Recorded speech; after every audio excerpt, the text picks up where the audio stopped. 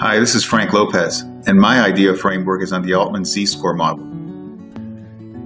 The Altman Z-Score methodology was published by Edward Altman in the 1960s when he was an assistant professor at the New York University Stern School of Business.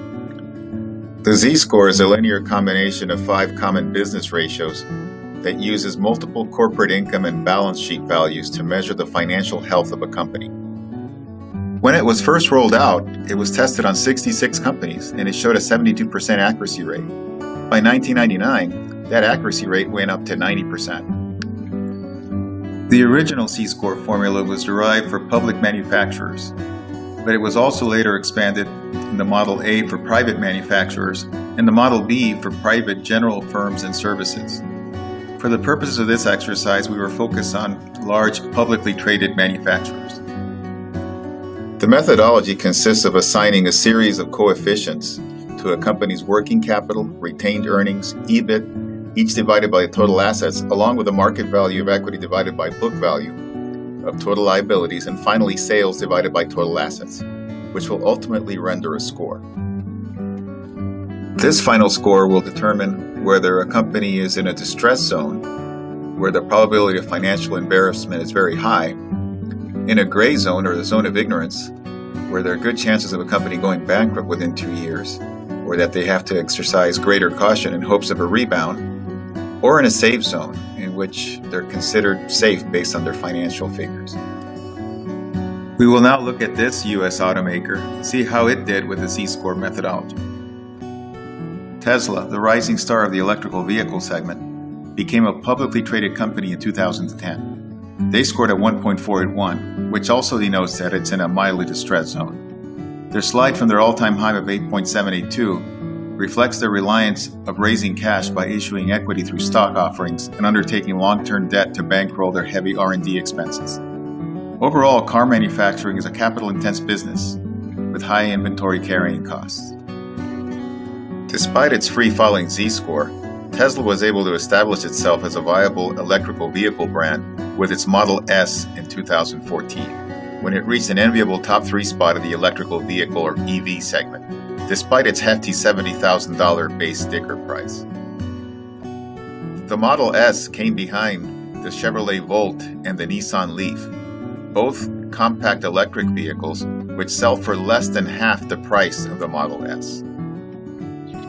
However, for Tesla to compete head-on with the larger automakers and to emerge from being a luxury niche product with a relatively small customer base to an established mainstream brand that brings forth an environmentally sustainable transportation solution for the future, it must be able to massively produce and sell an affordable electrical vehicle. All bets are on the new Model 3 released this year. Elon Musk, Tesla's CEO, announced that it will begin to produce 5,000 units of the Model 3 per week by the end of 2017 and rise to 10,000 units a week sometime in 2018 to deliver a total of 500,000 EVs by year-end. In order to do this, Tesla is building a gigafactory under a joint venture with Panasonic to massively produce its own lithium-ion batteries by 2020, where it hopes to drive down their battery cost by over 30%. Which has been historically its largest cost hurdle.